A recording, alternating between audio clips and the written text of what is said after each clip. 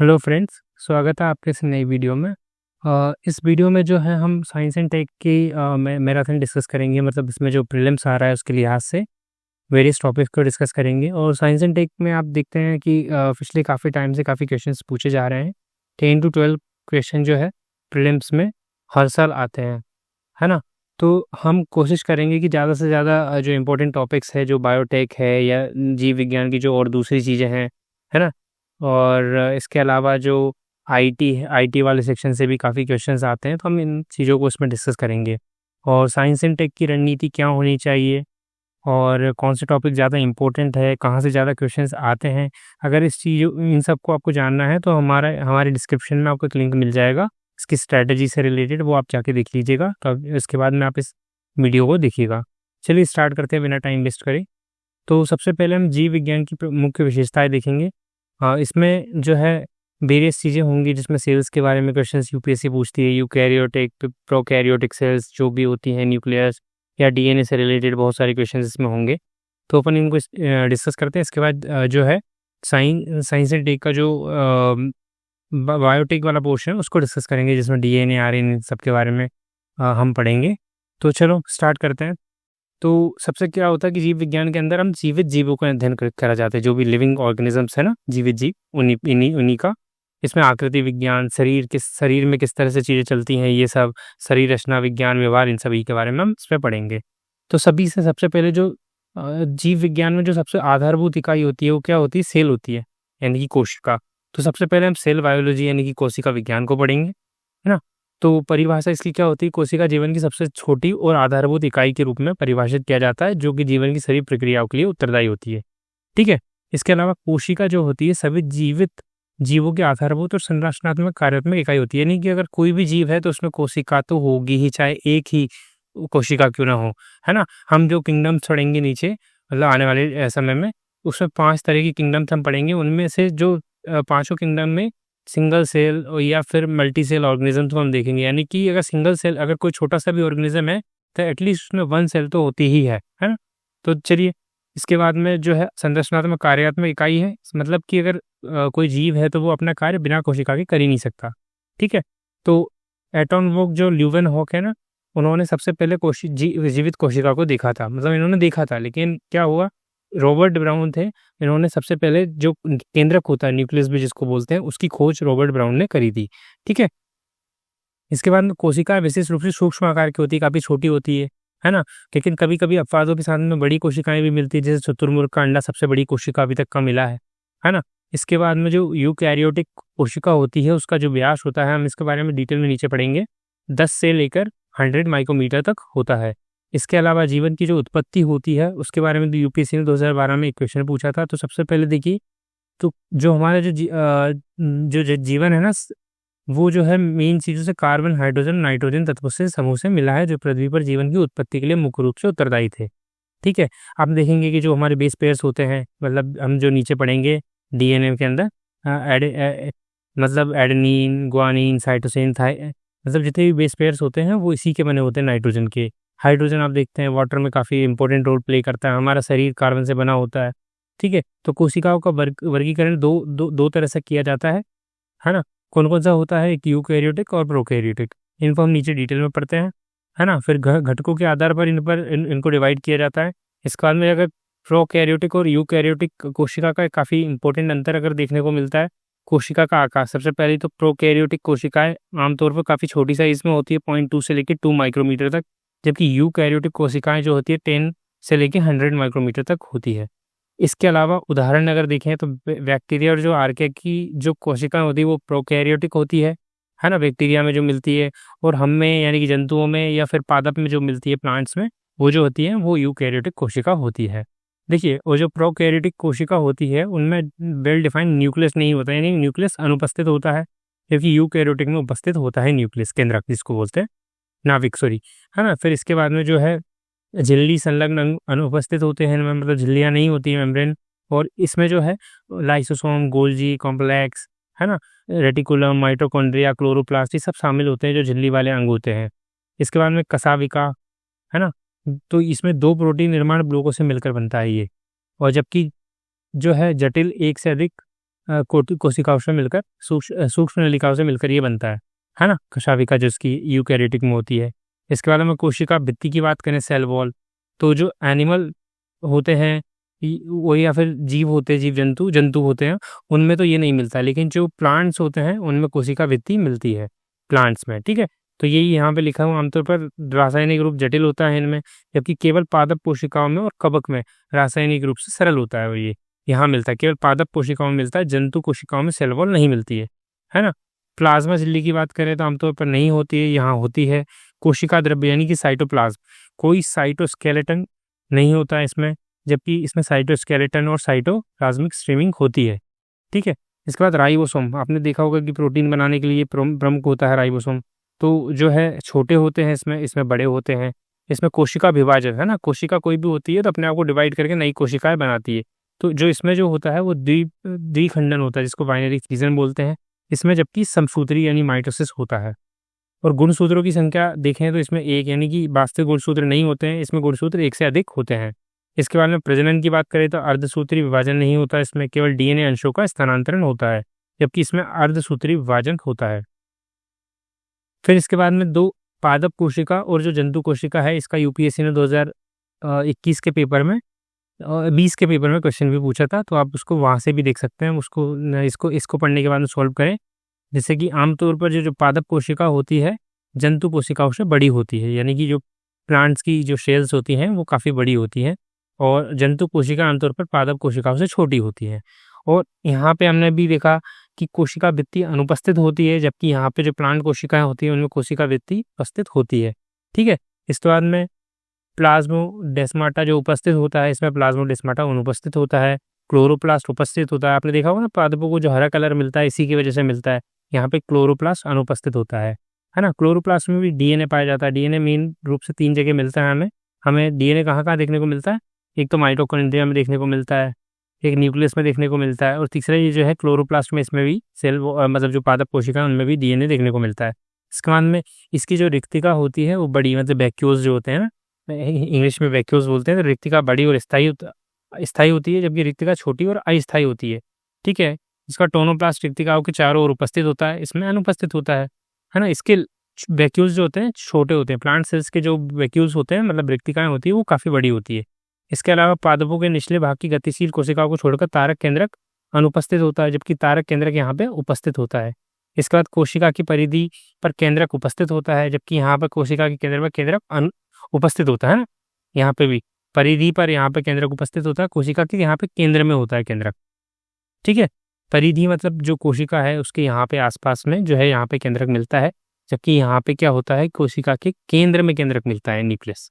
ठीक है, इसके बाद में जो है लाइसोसोम है ना, अत्यंत दुर्लभ होता है, लाइसोसोम यहाँ पे उपस्थित होता है। इसके बाद में भंडारण सामग्री की बात करें तो स्टार्च अनाज के रूप में ये भंडारण करता है, जबकि यहाँ पे ग्लाइकोजन कणिका यानी ग्लूकोज के रूप में जो हमें मिलता है ना वो। इसके बाद में ये स्ट्रक्चर्स दे रखे हैं दोनों के, देखिए अभी जो हमने बात करी थी इसमें जो है केंद्रक होता है ना, आसपास भी उपस्थित होता है ना। उसके बाद में जंतु कोशिका की बात करें तो इसमें जो है केंद्रक सेंटर में है। ठीक है, इसके बाद में यहाँ पे देखें तो यहाँ पे जो है पादप कोशिका में केंद्रक के परिधि के पास में ही है। ठीक है, केंद्रीय झिल्ली है, यहाँ पे प्लाज्मा झिल्ली है, माइटोकॉन्ड्रिया आपको देखने को मिलेगा है ना, जिसको सेल्स का पावर हाउस भी बोलते हैं, माइटोकॉन्ड्रिया यहाँ पे भी देखने को मिलेगा है ना। इसके बाद में जो है यहाँ पे जो है एक चीज़ आपको देखने को मिलेगी, यहाँ जो पादप कोशिका है इसमें जो अभी हमने बात करी है कि हरित लवक यानी कि क्लोरोप्लास्ट भी देखने को मिलता है। इसके बाद में यहाँ पे जो है कोशिका भित्ति देखने को मिलती है, जो कि इसमें नहीं देखने को मिलती है ना। तो ये कुछ डिफरेंस है जो आपको याद रखना है। इसके बाद में अगर हम कोशिका के घटक की बात करें तो इसमें न्यूक्लियोइड केंद्रक होता है ना। कोशिका के घटक में कभी हमने केंद्रक दोनों जगह देखे, वहाँ पे जो है केंद्रक कहाँ होता था, मतलब परिधि के पास में, इसमें क्या होता था सेंटर में होता था। तो जी जो हमने देखा अभी। और इसके बाद में प्रत्येक कोशिका में डीएनए यानी कि डीऑक्सी राइबो न्यूक्लिक एसिड जो कि अनुवांशिकी इन्फॉर्मेशन को स्टोर करता है, जानकारी को, वो डीएनए होता है हर एक न्यूक्लियस के अंदर। हमने देखा था ना अभी मैंने जो बताया था कि डीएनए कई जगह देखने को मिलता है, एक तो माइटोकॉन्ड्रिया में देखने को मिलता है ना, एक क्लोरोप्लास्ट में देखने को मिलता है। ये चीज़ें आपको याद रखनी काफ़ी इंपॉर्टेंट है, इसलिए मैं इसको बता रहा हूँ बार बार। फिर इसके बाद तीसरी जगह जो है न्यूक्लियस में भी डीएनए को देखने को मिलता है। ठीक है, तो अधिकांश आनुवंशिकी पदार्थ कोशिका के केंद्र के पास होता है, क्योंकि इसी में डीएनए होता है। एक विशेष क्षेत्र डीएनए के एक गोलाकार अणु में उपस्थित होते हैं। इसी विशेष क्षेत्र को न्यूक्लियोइड कहते हैं। और यूकैरियोटिक का डीएनए केंद्रक में उपस्थित होता है, यूकैरियोटिक में, है ना। इसके बाद में जो दोहरी झिल्ली संरचना से घिरा होता है, जिसे केंद्रक झिल्ली, न्यूक्लियर एनवेलप कहा जाता है। इसके बाद में प्लाज्मा झिल्ली की बात करें, कोशिका झिल्ली भी बोलते हैं इसको, प्लाज्मा मेम्ब्रेन या कोशिका मेम्ब्रेन। ये जो है तो फॉस्फोलिपिड्स और प्रोटीन से बनी होती है, पारगम्य होती है ना, परमिएबल होती है, यानी कि अगर इस झिल्ली के आसपास मटेरियल फ्लो कर सकता है अंदर बाहर, ठीक है। यह कोशिकाओं के अंदर बाहर परिवहन को नियंत्रित, यही यहाँ पे भी लिखा हुआ है ना। इसके बाद में आगे बढ़ते हैं तो कोशिका द्रव्य की बात करें, साइटोप्लाज्म जिसको बोलते हैं, ये एक अर्धद्रव मैट्रिक्स होता है। और इसके बाद राइबोसोम्स की अगर बात करें तो राइबोसोम जो होता है, आरएनए जो राइबोन्यूक्लिक एसिड से प्रोटीन से बने होते हैं, जो कोशिकाओं में प्रोटीन सिंथेसिस का काम करते हैं, सेंसेशन का प्रोटीन बनाते हैं। ये राइबोसोम प्रोटीन बनाने की इकाई होती है, ऐसा समझ लीजिए। तो जो यूकैरियोटिक राइबोसोम होते हैं उनको 80s के नाम से जाना जाता है, जो कि प्रोकैरियोटिक राइबोसोम होते हैं ना 70s के नाम से जाना जाता है। और शेडवर की इकाई के लिए इसका प्रयोग होता है, ठीक है। फिर कोशिका के अंग की बात करें तो विशेष संरचनाएं होती है ना। उदाहरण के लिए जैसे माइटोकॉन्ड्रिया, अभी हमने जो ऊपर देखे ना वही सब चीज़ें। तो माइटोकॉन्ड्रिया एटीपी जो होता है एडेनोसिन ट्राइफॉस्फेट के रूप में जो है इसको उत्पादन करता है। माइटोकॉन्ड्रिया कोशिका का ऊर्जा घर होता है, यहाँ पे कोशिकाओं का पावर हाउस भी बोलते हैं। माइटोकॉन्ड्रिया का अगर देखें तो ऊर्जा का केंद्र होता है। इसमें जो होता है बाहरी झिल्ली, भीतरी झिल्ली, क्रेस्टे मैट्रिक्स नाम की बहुत सारी चीज़ें होती हैं, इतनी इंपॉर्टेंट नहीं है, इसको बस इतना ही याद रखिए। ऑक्सीजोशन के काम आता है, कोशिका का पावर हाउस बोलते हैं। माइटोकॉन्ड्रिया एक गोलाकार होता है, सर डीएनए, आरएनए, राइबोसोम, अभी मैंने बार मैं यही बोल रहा हूँ कि इसमें डीएनए यानी जेनेटिक इन्फॉर्मेशन होती है। आरएनए, राइबोसोम प्रोटीन संश्लेषण के लिए आवश्यक घटक भी इसी के अंदर होते हैं। फिर आंतरिक झिल्ली तंत्र देखें तो एंडोप्लाज्मिक रेटिकुलम है ना, खुरदुरी एंडोप्लाज्मिक रेटिकुलम और चिकनी एंडोप्लाज्मिक रेटिकुलम, दो तरह की, स्मूथ और जो होती है खुरदुरी, दो तरह की होती है। तो ये क्या होती है कि ये आंतरिक जो झिल्ली होते हैं इसमें क्या होता है, अंतः प्रद्रव्य जालिका यानी कि endoplasmic reticulum, Golgi complex, lysosome, रिक्तिकाएं, ये सब शामिल होती है वैक्यूल्स, है ना। तो इसमें क्या होता है कि सतह पर लाइसोसोम जुड़े होते हैं, जो खुरदुरी होती है ना उसके अंदर। तो ये प्रोटीन सिंथेसिस के लिए, मैंने अभी बताया था कि प्रोटीन सिंथेसिस के लिए राइबोसोम काफ़ी काम करता है, तो ये प्रोटीन सेंसलेशन का काम करते हैं। और ठीक है, इसके बाद में जो स्मूथ होती है ना, इसमें क्या होता है चिकनी में कि राइबोसोम अनुपस्थित होने के कारण वे चिकने दिखाई देते हैं। राइबोसोम नहीं होने के कारण चिकने होते हैं और ये लिपिड बनाते हैं। लिपिड के संश्लेषण के प्रमुख स्थल है। जंतु कोशिकाओं में लिपिड जैसे स्टेरॉयडल हार्मोन SER संश्लेषित होते हैं ना। फिर इसके बाद में गोल्जी कॉय की बात आती है। तो गोल्जी कॉय में क्या होता है, गोल्जी निकाय जिसे गोल्जी कॉय के रूप में जाना जाता है, एक कोशिक अंग है ना। एक कोशिका का एक अंग होता है जो प्रोटीन और लिपिड कणों को संशोधित और संग्रहित करने में मदद करता है, गोल्जी कॉय। एक लाइसोसोम के बारे में इतना याद रखिए कि ये हाइड्रोलाइटिक एंजाइम होते हैं। और ये जो है ना कोशिका की आत्मघाती थैली भी कहा जाता है, क्योंकि ये कोशिका के आत्मविनाशन में सहायक होते हैं, मतलब कोशिका को खत्म कर देते हैं ये लाइसोसोम्स, है ना। फिर नई कोशिकाएं बन जाती है, पुरानी कोशिकाएं खत्म हो जाती है। तो इसके बाद रिक्तिकाएं, ये जो वैक्यूल्स होते हैं, इसमें कुछ नहीं होता है कि ये क्या होता है, साइटोप्लाज्म में एक पाने वाली झिल्ली युक्त स्थान है जिसमें जल उत्सर्जन उत्पाद जो उत्सर्जित होते हैं ना, अन्य सामग्रियाँ ये इसमें आ जाती है वैक्यूल्स में, जो कोशिका के लिए उपयोगी नहीं होती है। फिर वो धीरे धीरे दूसरी जगह चली जाती है ना।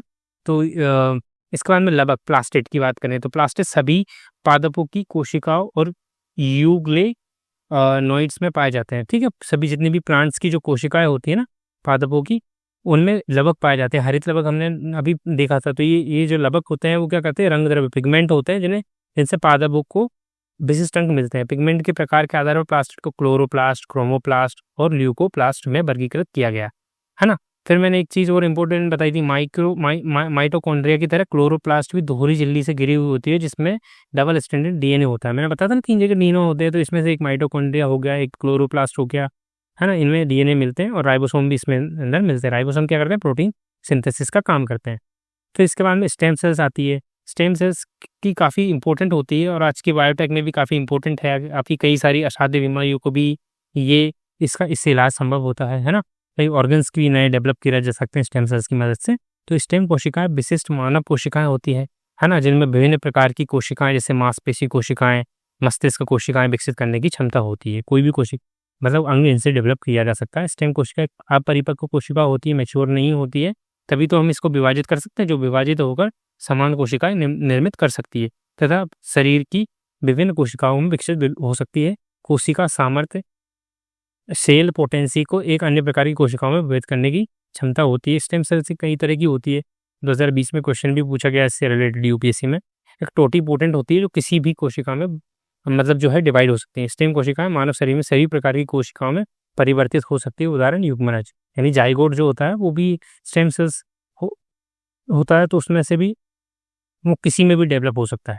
इसके बाद में जो प्लूरीपोटेंट स्टेम सेल्स होती है, ये स्टेम सेल्स मानव शरीर में किसी भी प्रकार की कोशिका को विकसित हो सकते हैं, केवल वो जो जाइगोट होते हैं इसको छोड़ के। इसके बाद में जो मल्टीपोटेंट होती है, मल्टीपोटेंट जो होती है उनमें स्टेम सेल्स में अधिक विशिष्ट होती है। क्यों? क्योंकि ऊतकों के अनुसार उन्हीं कोशिकाओं में विकसित होती है जिनमें वो पाई जाती है। जो जहाँ मिलती है ना उन्हीं में ये जो है डेवलप हो सकती है। उदाहरण के लिए अस्थि मज्जा जो स्टेम होती है ना, बोन मेरो स्टेम सेल्स विभिन्न रक्त कोशिकाओं में विकसित हो सकती है, लेकिन त्वचा कोशिकाओं में नहीं हो सकती है। ठीक है। इसके बाद में इंड्यूस्ड प्लूरीपोटेंट स्टेम सेल्स है ना, ये जो होती है त्वचा या रक्त कोशिकाओं से प्राप्त होती हैं। या तो त्वचा से प्राप्त होगी या रक्त कोशिकाओं से, है ना, ब्लड सेल से, जिन्हें भ्रूण जैसी प्लूरीपोटेंट अवस्था में पुनर्विकसित किया जा सकता है।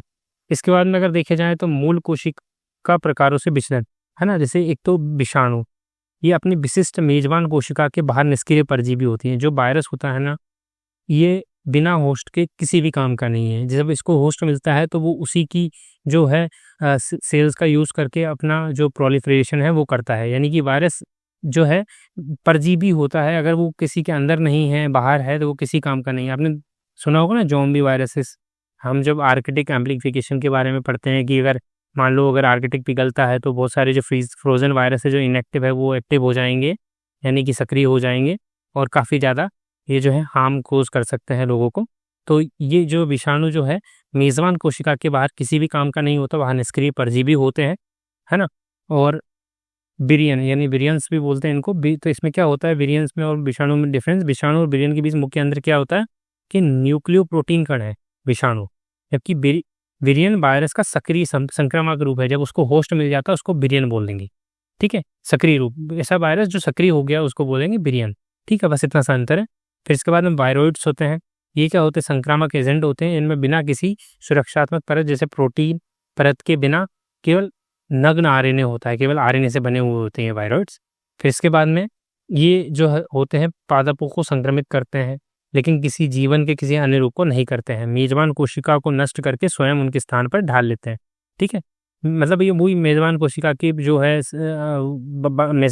वो उनका यूज़ करके प्रोटीन वगैरह सिंथेसिस करते हैं और अपने आप को प्रोलिफरेट करते हैं और उसी को नष्ट कर देते हैं।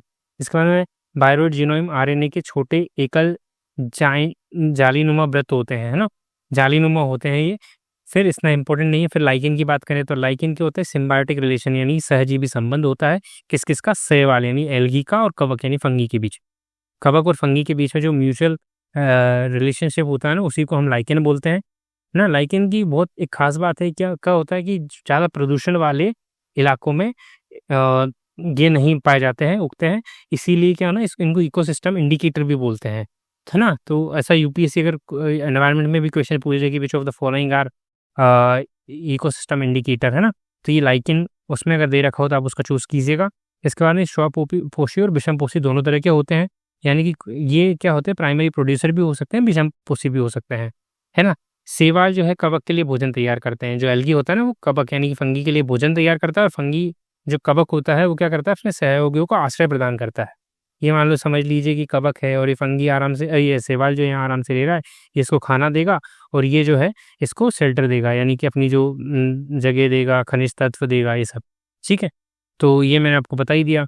इसके बाद ऊतक की बात करें तो बहुत सारी कोशिकाओं के समूह को ऊतक कहते हैं, जिनकी उत्पत्ति एक समान हो। ऐसी कोशिका जिनकी उत्पत्ति एक समान हो वो सब मिलके क्या है ऊतक बनाती है और विशेष कार्य करती है। और ऊतक भी कई तरह के होते हैं, पादप ऊतक होते हैं, इसमें भी सरल स्थायी ऊतक होते हैं। इतना डिटेल में नहीं जाने की जरूरत है, इतना नहीं पूछेगी यूपीएससी, है ना। तो इसके बाद में इनको कभी हम और डिटेल में भी कर लेंगे जब प्रीलिम्स के बाद में। अभी फिलहाल आपका टाइम काफ़ी इंपॉर्टेंट है तो अभी आगे बढ़ते हैं। फिर इसके बाद जटिल स्थायी ऊतक होते हैं, है ना। जटिल में क्या होता है एक से अधिक प्रकार की, यहाँ पे हमने देखा था एक ही प्रकार की, यहाँ से एक से अधिक प्रकार की उससे जटिल तक भी बन सकते हैं, है ना, जो अलग अलग तरह के होते हैं, लेकिन क्या होता है समन्वय के लिए एक हो जाते हैं। जैसे जाइलम और फ्लोएम 2 जटिल ऊतकों के उदाहरण है। जाइलम से आपको देखिए, जाइलम यानी ये जल वगैरह से रिलेटेड काम करता है। जल को जो जैसे प्लांट्स में पाए जाते हैं जाइलम, तो ये क्या होते हैं, जल को ऊपर तक पहुँचाते हैं, ठीक है। इसके बाद में जल, इसे याद रख लीजिएगा। तो जाइलम में ट्रैकिड्स वाहिकाएँ होती हैं, जाइलम पैरेन्काइमा जाइलम फाइबर होते हैं। तो ये जल और खनिज, इतना याद रखिए, जल और खनिजों को लंबवत रूप से परिवहन करते हैं। इसके बाद फ्लोएम, यानी फ्लोएम को ऐसे 3F से याद रखिए, फूड का करते हैं ना, भोजन का। तो फ्लोएम 5 प्रकार की कोशिकाओं से बना होता है, तो इनका नाम याद रखने की ज़रूरत बिल्कुल नहीं है। तो फ्लोएम पत्तियों के पादप से अन्य भागों तक भोजन पहुँचाता है, इतना याद रखना, इसके फंक्शन याद रखने हैं, है ना। इतना साइंस मतलब इतना डिटेल में नहीं पढ़ना। इसके बाद में केशिकत्व की अगर बात करें, तो यदि केशिकत्व की घटना ना होती तो केरोसिन लैंप का उपयोग करना कठिन होता। मतलब कि जो केशिकत्व क्या होता है, जो अभी हमने देखा कि ऊपर तक ये जाता है, तो इसी की वजह से केरोसिन लैंप भी ऐसे ही कुछ काम करता है। एक बत्ती होती है, नीचे से केरोसिन को ऊपर लेके आता है, उसको जला देते हैं, है ना। तो ऐसे इसी तरह से ब्लोटिंग पेपर भी कार्य करता है। फिर पादपों का प्रत्यारोपण, कोई प्रत्यारोपित पादप उग ही नहीं पाते, क्योंकि अधिकांश पादप जड़ के प्रत्यारोपण के कारण के दौरान नष्ट हो जाते हैं ना। जाइलम जो पानी पहुँचाता है। इसके बाद में बहुत सारी चीज़ों में काम आते हैं ये। इसके बाद में जो है कायिक प्रवर्धन क्लोन, है ना, उत्पन्न किया जाता है। भारत में गन्ने की कृषि की अगर बात करें, तो वर्तमान जो बर्ड चिप सेटिंग 2020 में क्वेश्चन भी आया था, वो नर्सरी में उगाया जाता है और खेतों में जो है प्रत्यारोपित कर दिया जाता है। तो बीजों को व्यापक बचत होती है ना, एक बीज काम में आ जाता है ना। और क्या होता है, खेतों में डायरेक्ट बीज डालते हैं तो उसमें से बहुत सारे उगते नहीं है। इसके बाद में इससे क्या होता है, इसीलिए बीजों की व्यापक बचत होती है। गन्ने की कृषि ऊतक संवर्धन से तैयार अवशेषों का उपयोग करके की जा सकती है। फिर इसके बाद में जंतु ऊतक हैं, है ना, जो जंतुओं में पाए जाते हैं। जंतु कोशिकाओं में एक साथ समूहीकृत करके ऊतक बनाए जाते हैं, और ऊतक अपनी संरचना, कार्य, उत्पत्ति में भिन्न होते हैं, अलग अलग होते हैं। तो इतना नहीं याद रखना है ना। संयोजी ऊतक जो विभिन्न प्रकार की मतलब जो है ऊतकों को सहारा देते हैं, अन्य ऊतकों को, मांसपेशी ऊतक, तंत्रिका ऊतक, तो ये सब होते हैं। और इसके बाद में मानव शरीर विज्ञान पे आते हैं सीधा। तो यहाँ पे हम कई सारी चीज़ें देखेंगे, मानव शरीर किस तरह से काम कर रहे हैं। इसमें पाचन तंत्र, स्वतंत्र तंत्र, परिसंचरण तंत्र, उत्सर्जन तंत्र, प्रजनन तंत्र, तंत्रिका तंत्र, मानव कंकाल तंत्र, ये सब चीज़ें होती हैं। तो अगर पाचन तंत्र की अगर हम बात करें, तो मानव पाचन तंत्र के हमारे शरीर द्वारा ग्रहण, हम जो भी खाद्य पदार्थ होते हैं, खाते पीते हैं, और उनके पाचन के उपरांत जो भी ऊर्जा उत्पन्न होती है, उन्हीं के इस्तेमाल से रिलेटेड होता है। तो देखिए, जब हम भोजन करते हैं ना, तो भोजन जो है 3 चीज़ें होती हैं उसके अंदर, है ना। 3 चीज़ें कौन कौन सी होती है, मैं आपको दिखाता हूँ। पहले होती है, अगर भोजन अगर हम करते हैं, तो उसमें जो है एक तो प्रोटीन होता है, ठीक है। ये 3 चीज़ें याद रख लीजिए, प्रोटीन होता है, दूसरा उसमें फैट यानी कि वसा होता है, और तीसरा जो होता है उसमें जो है कार्बोहाइड्रेट होता है, कार्ब्स होते हैं ना। आपने कई चीज़ों को सुना भी होगा। तो जो प्रोटीन होते हैं, ये हमारे जो है कई सारी मांसपेशियों को बनाने में मदद करते हैं। वसा भी कुछ तरह से हमारी जो है फैट होता है ना, उसको स्टोर करने में मदद करता है। और कार्ब्स हमें जो है ग्लूकोज देते हैं, है ना। ब्लड शुगर में ये कन्वर्ट हो जाते हैं, ठीक है। तो ये इस तरह से कुछ काम करते हैं। तो इन्हीं को पचाने से रिलेटेड इनको किस तरह से अलग-अलग तरीके से पचाया जाता है। जैसे प्रोटीन जो होता है अमीनो एसिड में टूट जाते हैं, और जो फैट होता है ना, उनसे एसिड और ग्लिसरॉल में टूट जाते हैं, और जो कार्बोहाइड्रेट शर्करा में टूट जाते हैं, यानी शुगर में, ब्लड शुगर। तो जो ब्लड शुगर होता है ना बॉडी में, वो कार्बोहाइड्रेट से बनता है, इनसे अमीनो एसिड्स बनते हैं, प्रोटीन्स बनते हैं प्रोटीन से, और वही जो है हमारी मांसपेशियाँ हमारे जो वो बनाते हैं। उसके बाद फैटी एसिड्स होते हैं, है ना। फिर इसके बाद में जो है इनका शरीर द्वारा अवशोषण किए जाने की संपूर्ण प्रक्रिया को जो है इस पाचन तंत्र में सम्मिलित किया जाता है। कोशिकाओं के और जो उत्सर्जित जो पोषक तत्व होते हैं ना, इनसे वो कोशिकाओं की मरम्मत करने में, शरीर को ऊर्जा प्रदान करने में काफ़ी हेल्प करते हैं, ठीक है। तो इसी तरह से इनको पचाने के लिए कुछ हमारे सिस्टम जो है, उसमें जो दो तरह की चीज़ें जो मेन होती है, एक तो जठर आंतरिक पथ, जिसको गैस्ट्रो इंटेस्टाइनल ट्रैक्ट बोलते हैं, है ना। तो वो जो है पाचन पद भी कहा जाता है। एक सहायक पाचन अंग होता है, जिसमें यकृत यानी कि लीवर होता है, अग्नाशय यानी पेंक्रियाज होता है, और पित्ताशय होता है, ठीक है। ये 3 चीज़ें होती है ना। लीवर में बहुत सारे एंजाइम सीक्रेट होते हैं। अग्नाशय में, जैसे मैंने अभी बताया था कि कार्बोहाइड्रेट होते हैं, है ना। उनसे शुगर लेवल्स जो है मतलब ब्लड शुगर बढ़ जाती है। लेकिन ये ब्लड शुगर जो है वो सेल्स के द्वारा डायरेक्टली यूज़ में नहीं ली जाती। इसमें बहुत सारे जो है हार्मोन्स काम करते हैं, इंसुलिन, है ना। इंसुलिन हार्मोन क्या करता है, सेल्स तक जो है इस ब्लड शुगर को पहुंचाता है। तो ये जो अग्नाशय होता है ना, हमारा पेंक्रियाज, इसमें जो बीटा सेल्स होती हैं वो इंसुलिन को प्रोड्यूस करती है, जो इसमें काम आता है ना। कई बार क्या होता है, अग्नाशय की जो बीटा सेल्स होती है वो डिस्ट्रॉय हो जाती है ना, तो टाइप 1 डायबिटीज़ हो जाता है, मतलब ये ब्लड शुगर कम ही है तो हमें अलग से इंसुलिन लेना पड़ता है। और यही इसी की जो अल्फ़ा सेल्स होती हैं, वो जो है एक ग्लाइकोजन हार्मोन होता है, उसको प्रोड्यूस करती है, जिसकी वजह से ब्लड शुगर बनता है ना, ठीक है। तो इस तरह से अलग अलग काम होते हैं, पित्ताशय भी कुछ इस तरह के जो है एंजाइम्स को सेक्रेट करता है। तो हम देखते हैं इसमें, फिर इसके बाद में बहुत सारे एंजाइम्स इसमें होते हैं, मतलब पेप्सिन एंजाइम्स या बहुत तरह के। तो आप इतना ज़्यादा डिटेल में करने की मेरे ख्याल से इतनी ज़रूरत नहीं है, बेसिक सी चीज़ें मैंने आपको बता दी है ना। इनको अपन और बाद में थोड़ा सा ये देख लेते हैं कि जैसे ग्रसिका होती है, अमाशय होता है, ये मैंने अभी बताया, अग्नाशय भी होता है ये, जिसमें है ना ये यकृत, लीवर होता है। इसके बाद में गुदाद्वार, और इसके बाद में जो डायफ्राम होता है, ये सब चीज़ें, ठीक है। तो ये यूपीएससी डायरेक्टली इनसे तो क्वेश्चन पूछती नहीं है, तो मैं आगे बढ़ता हूँ अभी फ़िलहाल। अगर इनके बारे में और आपको अभी डिटेल में जानकारी चाहिए तो हम बाद में इसकी क्लास लेंगे, ठीक है। इसके बाद में आते हैं हम, है ना, इनको आप देखना हो तो देख लीजिएगा, जैसे कि अग्नाशय रस, पित्त, यकृत, अग्नाशय वाहिनी जो है ये सेक्रेट करती है, इसकी वजह से पाचन ईज़ी हो जाता है, ठीक है। अभी तक पाचन से तो काफ़ी सारे से क्वेश्चन आए भी नहीं है, मुझे लगता है यहाँ से आएँगे, इसीलिए मैं आगे बढ़ रहा हूँ अभी। इसके बाद में फिर हम थोड़ा-सा इसके बारे में देख लें, श्वसन तंत्र, है ना? तो कोशिकाओं द्वारा उत्पादित जो CO2 होती है ना, कोशिकाएँ जैसे हम हैं, जो हम साँस छोड़ते हैं तो CO2 जो होती है हम निकालते हैं, और ऑक्सीजन वायुमंडल से लेते हैं, तो यही इसी चीज़ को हम जो है प्रक्रिया को साँस लेना बोलते हैं। इसे हिंदी में श्वसन भी कहा जाता है। जानवरों के विभिन्न समूह में साँस लेने की अलग-अलग क्रियाविधि होती है, ठीक है? जो निचले तबके के जो अकशेरुकी होते हैं ना, जैसे कि स्पंज हो गए, हम नीचे इनके बारे में और पढ़ेंगे। और इस तरह के जो जीव होते हैं, ये सतह पर सरल प्रसार के माध्यम से साँस लेते हैं। केंचुए जो होते हैं, है ना? सबके अलग-अलग तरीके होते हैं। आर्थ क्यूटिकल्स का इस्तेमाल गीले जो नमी वाले इलाकों में है, ठीक है? उनका इस्तेमाल करते हैं। इसके बाद में कीड़ों में नलिकाओं में एक जाल होता है, जिसे श्वास नली कहते हैं। आर्थ्रोपोड्स जो जलीय जीव होते हैं, मोलस्क के जो जलीय जीव होते हैं, संवहनी संरचना जिन्हें गिल्स कहा जाता है, उनके द्वारा साँस लेते हैं। इसके बाद आर्थ्रोपोड में जो स्थलीय होते हैं, स्थलीय जो मोलस्क होते हैं, वो संवहनी थैली के द्वारा फेफड़े कहा जाता है, उनसे लेते हैं। इसके बाद में कशेरुकी मछलियाँ जो होती है, गलफड़ों का यूज़ करती है। तो इस तरह से अलग-अलग जो है साँस लेने की इनकी प्रक्रिया होती है। फिर इसके बाद में जो इसमें अगर देखा जाए तो मानव श्वसन प्रणाली होती है। इसमें नाक से लेके ग्रसनी जो अभी हमने ऊपर देखा था, वो जो पार्ट होता है, तो उनके द्वारा जो हम लेते हैं, तो O2 और CO2 का आदान-प्रदान होता है, ठीक है। इसके बाद में जो है स्वर तंत्र भी होता है, एक साउंड बॉक्स, जिसकी वजह से ये एक जो होता है ना, कार्टिलाजिनस बॉक्स होता है, जो ध्वनि के उत्पादन में मदद करता है। निगलने के दौरान स्वरयंत्र में भोजन को प्रवेश को रोकने के लिए ग्लोटिस नाम का जो है एपिग्लोटिस नाम की एक पतली लोचदार कार्टिलाजिनस फ्लैप द्वारा कवर किया जाता है ये। फिर इसके बाद में श्वास नली होती है, ब्रोंकाई होती है। तो आप इन डायग्राम्स को देख लीजिए, मुझे नहीं लगता कि यहाँ से भी क्वेश्चन आना है। ये जो इम्पोर्टेंट है वही अपन करते हैं तो ज़्यादा सही रहेगा, जैसे ना, है ना? फिर नासाद्वार होता है, श्वास नली होती है जहाँ से सांस अंदर जाती है, श्वसनी, है ना? बस एक डायफ्राम, है ना? पसलियाँ होती है, ये जो होते हैं, इसके बाद फुफ्फुस होते हैं, यही सब चीज़ें इसमें होती है। इसके बाद में डायफ्राम को अगर देखें तो ये गुंबद के आकार की, ये जो दिख रहा है ना, ये डायफ्राम, ये जो है, ये जो है वक्ष स्थल को, मतलब छाती वाले स्थल को, पेट को अलग करती है। तो इसमें जो होता है मांसपेशियाँ और झिल्लीदार संरचना होती है, जो मनुष्यों के स्थल में वक्ष यानी छाती और पेट की गुहाओं को अलग-अलग करती है, और श्वास श्वसन की प्रमुख मांसपेशी है। सांस लेने की क्रियाविधि ये हो गया। तो इसके बाद में सीधे आते हैं हम परिसंचरण तंत्र पर, ठीक है जी। ये एक थोड़ा-सा ये देख लीजिए, ठीक है।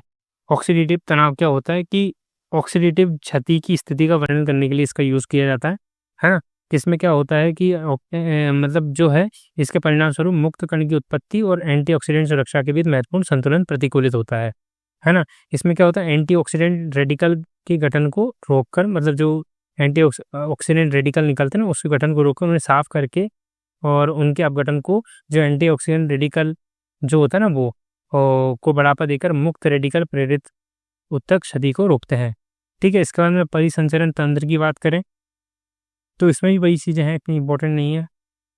मेन जो क्वेश्चन है वो बायोटेक से आएंगे, इसीलिए हम इसको थोड़ा जल्दी करते हैं। थोड़ा हृदय चक्र के बारे में देख लेते हैं, है ना? हार्ट पंप करता है 72 सेकेंड में प्रति, मतलब बीट्स प्रति मिनट, 1 मिनट में 72 बार धड़कता है प्रत्येक। जो निलय होता है 70 किलोमीटर, मतलब रक्त पंप करता है और स्ट्रोक वॉल्यूम भी कहा जाता है इसको। लेकिन क्या होता है कि स्ट्रोक वॉल्यूम जो होता है हर एक में डिफरेंट होता है। जो जैसे कि मान लो एथलीट होते हैं, उनका कार्डियक आउटपुट एक सामान्य आदमी की तुलना में बहुत अधिक होगा। मतलब वो क्या होता है, फास्ट तौर से दौड़ते हैं तो उनका जो स्ट्रोक वॉल्यूम है वो भी बढ़ जाता है। इसकी वजह से उनकी हार्ट बीट भी कई बार बढ़ जाती है ना? इसकी वजह से बीपीएम जब चेक करते हैं ना दौड़ने के बाद में, तो जो है वो बीपीएम हमेशा ज़्यादा आता है ना, बीट्स पर मिनट। फिर इसके बाद में जो है ना, रक्त के बारे में पढ़ते हैं। रक्त भी काफ़ी चीज़ों से मिलकर बना होता है, आपने पढ़ा ही होगा। तो जो रक्त है, रक्त वाहिकाओं, धमनियों, सिराओं, केशिकाओं, है ना? तो केशिकाओं के माध्यम से निश्चित मार्ग में बहता है, मतलब रक्त। तो इसमें क्या होता है, रक्त जो होता है एक संयोजी ऊतक है ना? द मैट्रिक्स, है ना? प्लाज्मा और गठित तत्व होते हैं इसके अंदर। तो जो प्लाज्मा होता है ये काफ़ी इंपॉर्टेंट पार्ट होता है, मतलब जो रक्त का, मतलब ब्लड का। इसमें क्या होता है, तरल पदार्थ है, मतलब ये जो है प्लाज्मा, इसे 55% तक होता है ये प्लाज्मा। और इसका जो 90 से 92% हिस्सा होता है प्लाज्मा का, है ना, वो जल होता है। और प्रोटीन भी होता है इसके अंदर, है ना? फाइब्रिनोजेन, ग्लोब्यूलिन, एल्ब्यूलिन, एल्ब्यूमिन, ये सब पाए जाते हैं। 6 से 8% तक योगदान करते हैं इसमें। फिर इसके बाद में रक्त का थक्का जमने के लिए ये फाइब्रिनोजेन जो होता है वो मदद करता है। फिर इसके बाद में ग्लोब्यूलिन जो मुख्य शरीर से रक्षा तंत्र में शामिल होता है। और प्लाज्मा में थोड़ी मात्रा में और भी खनिज पाए जाते हैं, जैसे सोडियम हो गया, कैल्शियम हो गया, मैग्नीशियम हो गया, है ना, क्लोरीन वगैरह, ये सब पाए जाते हैं। जैसे ग्लूकोज, अमीनो एसिड, लिपिड आदि मौजूद होते हैं इसके अंदर। इसके बाद में रक्त के जमने के कारण भी निष्क्रिय रूप से प्लाज्मा में मौजूद होते हैं, जो हमने देखा ना अभी, फाइब्रिनोजेन, ये सब चीज़ें। इसके बाद में गठित तत्व, है ना, इसमें क्या होता है, एरिथ्रोसाइट, ल्यूकोसाइट, प्लेटलेट्स को सामूहिक रूप से गठित तत्व कहा जाता है। और ये रक्त का लगभग 45% होते हैं। एरिथ्रोसाइट्स की अगर देखें तो इसमें आरबीसी होती है, मुख्य रूप से जाना जाता है आरबी जिन्हें लाल रक्त कोशिकाओं के रूप में जाना जाता है, रेड ब्लड सेल्स। रक्त में सभी कोशिकाओं में सबसे प्रचुर मात्रा में है, मतलब ये जो होती है आरबीसी वयस्कों में लाल अस्थि मज्जा में बनती है ना, मतलब लाल अस्थि मज्जा में बनती है। और इसके बाद में आकार में उभयलिंगी होती है। और ये जो है अधिकांश स्तनधारियों के नाभिक के बिना होती है। और लाल रंग की होती है क्योंकि इसमें आयरन होता है, आयरन युक्त जटिल प्रोटीन पाया जाता है, इसलिए इसमें हीमोग्लोबिन भी कहते हैं। और इसके बाद में एक स्वस्थ व्यक्ति में प्रत्येक जो 100 मिलीलीटर होता है, आपने जो सीबीसी करवाते हैं ना, कंप्लीट ब्लड काउंट, उसमें आपने देखा होगा, तो 16 से 12 ग्राम हीमोग्लोबिन होता है ना 100 मिलीलीटर में। और ये अणु जो होते हैं श्वसन केशों के परिवहन में महत्वपूर्ण भूमिका निभाते हैं। और आरबीसी का औसत जीवन काल जो होता है 120 दिन में होता है, मतलब आरबीसी जो है 120 दिन में लगभग चली जाती है। इसके बाद तिल्ली यानी आरबीसी के कब्रिस्तान में नष्ट हो जाते हैं। इसके बाद ल्यूकोसाइट्स आते हैं, जिन्हें श्वेत रक्त कणिकाएं, वाइट ब्लड सेल्स भी बोलते हैं। हीमोग्लोबिन की कमी के कारण ये रंगहीन होती हैं, वाइट होती हैं, केंद्रक युक्त होती है इनमें, मतलब जो होता है केंद्रक होता है, न्यूक्लियस पाया जाता है। और जो है अल्पकालिक होती है, संख्या में अपेक्षाकृत कम होती है ना, आरबीसी से के कंपेयर में। डब्ल्यूबीसी जो है मुख्यतः 2 श्रेणियों में आती है। एक तो ग्रेन्युलोसाइट्स, है ना, जिसके अंदर न्यूट्रोफिल, ईसिनोफिल और बेसोफिल पाई जाती है। और एक ग्रानुलो, है ना, साइट्स, इसमें लिम्फोसाइट्स और मोनोसाइट्स होती है ना। जो डब्ल्यूबीसी काफ़ी अहम होती है, आपने टी सेल्स, बी सेल्स का भी नाम सुना होगा, है ना, जिन्हें इम्यून सोर्स बोलते हैं, ये भी डब्ल्यूबीसी का पार्ट है, हम नीचे पढ़ते हैं। तो जो है बेसोफिल जो है डब्ल्यूबीसी में न्यूट्रोफिल सबसे प्रचुर होती है। न्यूट्रोफिल हमने देखा ना, जो कि इसका पार्ट होती है, 60 से 65% न्यूट्रोफिल्स होती है। और बेसोफिल उसमें सबसे कम होती है, 0 से 0.5 से 1% तक। न्यूट्रोफिल और मोनोसाइट्स 6 से 8% तक होती है, जो शरीर में प्रवेश करने वाले बाह्य जीवों को नष्ट करती है। फॉरेन एजेंट्स जो भी अगर शरीर में एंटर करते हैं तो उनको ये जो है न्यूट्रोफिल और मोनोसाइट्स नष्ट कर देती हैं। इसके बाद बेसोफिल्स हिस्टामाइंस, सेरोटोनिन और हेपरिन नाम आदि स्राव करते हैं और सूजन संबंधी प्रतिक्रियाओं में भाग लेते हैं। ठीक है, इसके बाद में इओसिनोफिल्स का संक्रमण का प्रतिरोध करते हैं, एलर्जी प्रतिक्रियाओं से भी जुड़े होते हैं। और जो लिम्फोसाइट्स के 2 प्रमुख प्रकार जो होते हैं, है ना, लिम्फोसाइट्स के, वो बी और टी प्रकार होते हैं। बी और टी लिम्फोसाइट्स दोनों शरीर की प्रतिरक्षा, इम्यून सिस्टम में मदद करती है ना। कोई फॉरेन एजेंट होता है या उनको उनसे बचाने में हमें प्रोटेक्ट करती है ना। हमारे इम्यून सिस्टम का यही होता है। आपने टी सेल्स सुना ही होगा, कार टी सेल्स में होता है कि हमारी एंटीजन रिसेप्टर में टी सेल्स को जोड़ दिया जाता है, इसके बाद में जो है कैंसर सेल्स को डिस्ट्रॉय कर दिया जाता है। तो उसमें काफ़ी मदद करती है टी सेल्स। इसके अंदर प्लेटलेट्स होते हैं जिन्हें थ्रोम्बोसाइट्स भी कहा जाता है ना? तो मेगा कार्योसाइट्स अस्थि मज्जा में विशेष कोशिकाएं से उत्पन्न टुकड़े होते हैं ये। और प्लेटलेट्स विभिन्न प्रकार के पदार्थ छोड़ते हैं जिसमें अधिकांश रक्त जमने या थक्के जमने में शामिल होते हैं। आपने देखा होगा ना कि कई बार डर लगता है कि डेंगू हो जाता है, उसमें प्लेटलेट्स काफ़ी ज़्यादा गिर जाते हैं, तो उस टाइम पे काफ़ी वो अगर ज़्यादा प्लेटलेट्स गिर जाए और ऐसे में चोट लग जाए तो व्यक्ति की जान भी जोखिम में जा सकती है ना। बहुत सारी इसी इश्यूज़ होते हैं उसमें, तो उनकी संख्या में कमी से थक्के संबंधी विकार उत्पन्न हो सकते हैं, है ना। इसीलिए काफ़ी प्लेटलेट्स का ध्यान रखा जाता है डेंगू के टाइम पे। इसके बाद में रक्त समूह की बात करें तो कई तरह के रक्त समूह होते हैं। एरिथ्रोसाइट की सतहों पर आनुवांशिक रूप से निर्धारित होते हैं ये, है ना। एग्लू टीनोजेन कहा जाता है जिनको, और जो मानव अवधि विशिष्ट संयोजन से होता है, मतलब अलग अलग मतलब जो आनुवांशिकी संयोजन होते हैं ना, उन्हीं की वजह से रक्त समूह का निर्धारण होता है ना। इसके बाद में एंटीजन जो है विरासत में मिले अंतर के आधार पर रक्त का वर्गीकरण होता है, ठीक है। तो इसके बाद में यहाँ इतना इम्पोर्टेंट नहीं है। और है ना, एंटीबॉडी को देख लीजिए। एंटीबॉडी क्या होती है? एंटीजन के जवाब में उत्पादित प्रोटीन होते हैं, ठीक है। और एंटीजन और एंटीबॉडी के वितरण के परिणाम स्वरूप 4 रक्त समूह होते हैं। कौन कौन से रक्त समूह होते हैं? ए बी और ओ, है ना। इनके बारे में देखें तो जो ओ प्रकार का जो होता है ना रक्त समूह, किसी भी अन्य रक्त समूह को दान कर सकता है। मतलब कि ओ का ए बी जिसका भी जो भी ब्लड ग्रुप होगा ओ से ये ले सकता है ना। ओ किसी को भी दान कर सकता है, ठीक है। तो इसीलिए इसको सार्वभौमिक जो है दाता कहा जाता है। ए बी समूह जो है वो किसी से भी ले सकते हैं। ए बी समूह वाले लोग ए बी वाले व्यक्तियों के साथ साथ अन्य रक्त समूह से भी रक्त स्वीकार कर सकते हैं। इसलिए उन्हें क्या बोलते हैं? सार्वभौमिक प्राप्तकर्ता कहा जाता है ना। तो यहाँ पे एक तालिका भी दे रखी है कि ब्लड ग्रुप अगर ए है ना, आरबीसी पर अगर एंटीजन ए है और प्लाज्मा में एंटीबॉडीज है, तो ये जो दाता समूह क्या होता है? ए और ओ से ले सकता है। वो तो सभी को देता है, यूनिवर्सल डोनर है, तो इसको भी दे सकता है, इसको भी दे सकता है, सभी को दे सकता है ना। बी से ले सकता है, ओ से ले सकता है। ए बी तो हमने अभी देखा सभी से ले सकता है, ए बी ए से ले सकता है, इससे ले सकता है, इससे। ओ जो है केवल ओ से ले सकता है ना, ठीक है। इसके बाद में अगर आरएच की बात करें तो देखिए एक अन्य एंटीजन आरएच एंटीजन जो रीसस बंदरों में मौजूद एंटीजन के समान होता है, अधिकांश मनुष्यों में लगभग 80% के आरबीसी में पाया जाता है। लेकिन 20% ऐसे भी होते हैं वहाँ पे ये नहीं पाया जाता आरएच फैक्टर, है ना।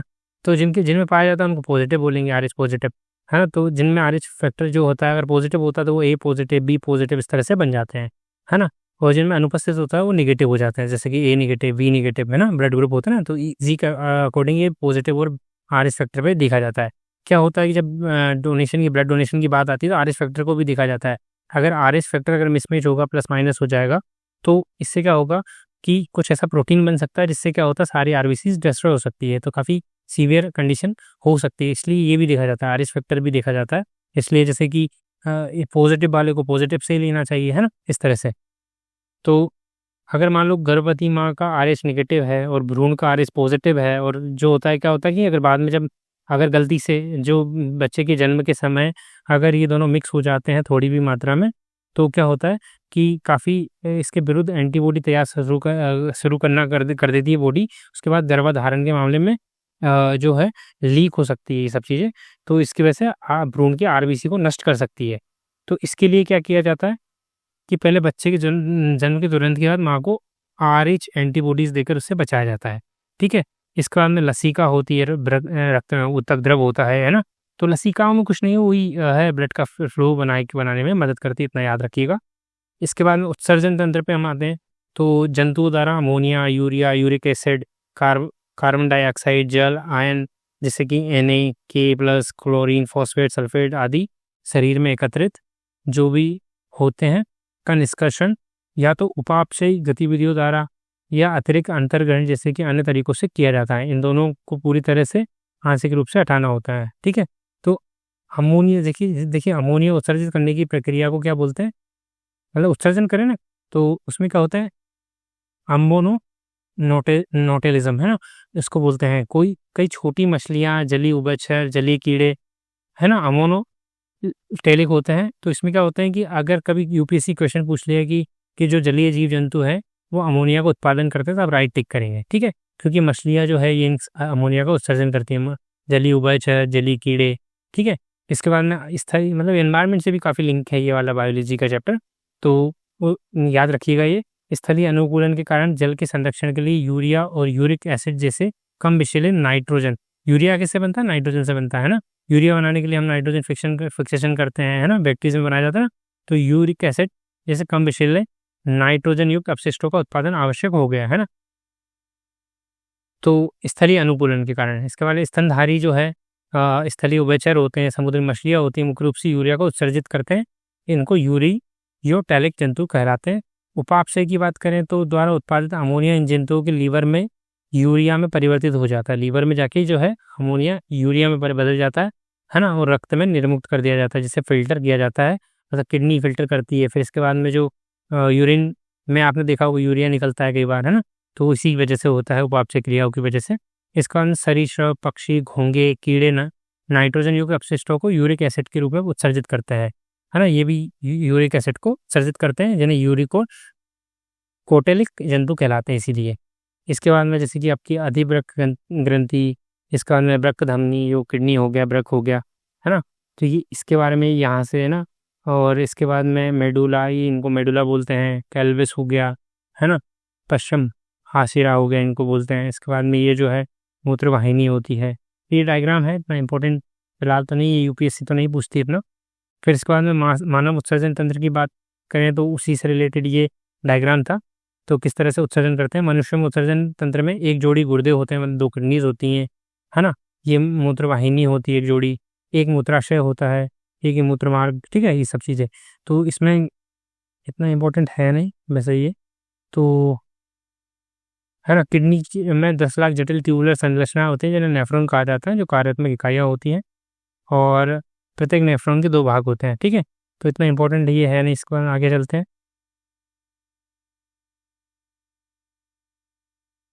गुर्दे कभी किडनी खराब हो जाती है ना, उसकी वजह से यूरीमिया कहा जाता है, मतलब जो यूरिया जमा हो जाता है उसको। और गुर्दे की पथरी जो होती है, स्टोन्स होते हैं किडनी, वो ऑक्सलेट से बने होते हैं, कैल्शियम ऑक्सलेट वगैरह से। फिर इसके बाद में अंतःस्रावी तंत्र होते हैं कुछ, जिससे हाइपोथैलेमस और पिट्यूटरी ग्रंथि, जिनसे ऑक्सीटोसिन हार्मोन निकलता है, ये सब चीज़ें। थायराइड ग्रंथि थायरोक्सिन स्रावित करती है, जो भूख और उपापचय को नियंत्रित करता है। फिर इसके बाद में जो है थाइमस होता है, ये है ना, ये थाइमोपाइटिन स्रावित करता है, जो टी कोशिकाओं के उत्पादन को बढ़ा देता है। हमने देखा था ना, टी कोशिकाएं जो इम्यून सेल्स होती हैं उनको, तो थाइमोपोइटिन हार्मोन जो होता है वो जो है स्थापित करता है, वो उनके उत्पादन को बढ़ावा देता है, ठीक है। इसके बाद में अग्नाशय, इंसुलिन मैंने बताया था आपको, है ना। बीटा कोशिकाएं इंसुलिन बनाती है, अगर बीटा कोशिकाएं डिस्ट्रॉय हो जाए तो क्या होता है, इंसुलिन बनना बंद हो जाता है, टाइप 1 डायबिटीज़ हो जाती है। फिर इसके बाद ग्लूकागन, है ना, मैंने अल्फा कोशिकाएं बताई थी, वो ग्लूकागन, जिनसे ग्लूकोज का लेवल बढ़ता है बॉडी में, ब्लड शुगर का, है ना, जो रक्त शर्करा के स्तर को नियंत्रित करते हैं दोनों मिलकर। ये बढ़ाता है, ये घटाता है। अगर ये डिस्ट्रॉय हो जाए तो हमें टाइप 1 डायबिटीज़ हो जाता है। और इसके बाद में अधिवृक्क ग्रंथि होती है, ठीक है। अधिवृक्क ग्रंथि द्वारा जो हार्मोन होते हैं वो कार्टिसोल होते हैं, जो हमारे स्ट्रेस वगैरह को भी रेगुलेट करते हैं, है ना, कि विभिन्न तरह के हार्मोन को जो है स्रावित करता है। एक ब्रशन होता है, टेस्टोस्टेरोन स्रावित करता है, जो पुरुष यौन विशेषताओं में, जैसे चेहरे के बालों के विकास और ये सब चीज़ें इसी की वजह से होता है। इसी हम फीमेल्स में जो है अंडाशय से एस्ट्रोजन और प्रोजेस्टेरॉन हार्मोन स्थापित होते हैं, जो स्त्री के प्रजनन तंत्र को नियंत्रित और विनियमित करते हैं। पीनियन, है ना, मेलाटोनिन जिसे अंधेरे का हार्मोन भी कहा जाता है, स्थापित करता है, जो नींद के चक्र को नियंत्रित करता है, ठीक है। नींद इसी से आती है, इसी हार्मोन से। इसके बाद में अंतःस्रावी डिसरप्टर्स भी होते हैं। डिसरप्टर्स में क्या होता है, जैसे ये हार्मोन जब बाहर के पॉल्यूटेंट से इंटरेक्ट करते हैं तो डिसरप्शंस कोज होता है, मतलब कि काफ़ी प्रतिकूल परिणाम दे सकते हैं इसकी वजह से, है ना। जैसे कीटनाशक, शाकनाशी, जैसे कि डीडीटी हो गया, है ना, डिफेनिल डाइक्लोरो ट्राइक्लोरो ईथेन। और यह यूपीएससी ने एक क्वेश्चन में पूछा भी था इसके बारे में, इनके नाम दे दिए थे, इनमें से कौन कौन से जो है कीटनाशक है ना। तो आप इनके नाम याद रखिएगा, मेथाक्सीक्लोर, बायोसाइड्स, हीट स्टेबलाइजर्स, रासायनिक उत्प्रेरक, है ना, प्लास्टिक संदूषक, बायोस्फेनल ए, ये भी शायद 2021 के पेपर में बायोस्फेनल ए के बारे में आया था।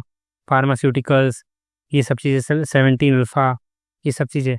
इसके बाद प्रजनन तंत्र की बात करें तो स्त्री और पुरुषों में देखते हैं उसको, तो नर मादा जो प्रजनन प्रणालियाँ होती है, दोनों स्तरों पर मनुष्य के यौन विभेदन को दर्शाती है ना? नर शुक्राणु, मादा द्वितीयक अंडाणु, ये दोनों चीज़ें। इसके बाद पुरुष के प्रजनन अंग की बात करें तो अंडकोश, लिंग और वृषण, ये 3 चीज़ें महत्वपूर्ण होती है ना? जो उसकी शरीर के बाहर पाए जाते हैं, जबकि मादा के प्रजनन अंग जो है शरीर के अंदर पाए जाते हैं, इसलिए उसको, है ना? तो इसके बाद में जो है ये वाले होते हैं ना, और इसके बाद में पुरुष टेस्टोस्टेरोन और की तरह प्रोजेस्टेरोन और एस्ट्रोजन भी हाइपोथैलेमस और पूर्वकाल पिट्यूटरी ग्रंथि के स्तर को नियंत्रित करते हैं। इतना याद रखिएगा, इसमें तो इतना इंपॉर्टेंट है भी नहीं। और इसके बाद में किशोर अवस्था को अगर हम देखें, है ना, तो ये 10 से 14 साल उम्र के बीच में लड़कियों, मतलब स्त्रियों में देखने को मिलती है, और 12 से 16 की लड़कों में देखने को मिलती है। इसका मासिक चक्र, है ना, मोनोपोज भी इसको बोलते हैं, महिला किशोरी में पहली मासिक धर्म अवधि के रूप में परिभाषित किया गया है। ठीक है।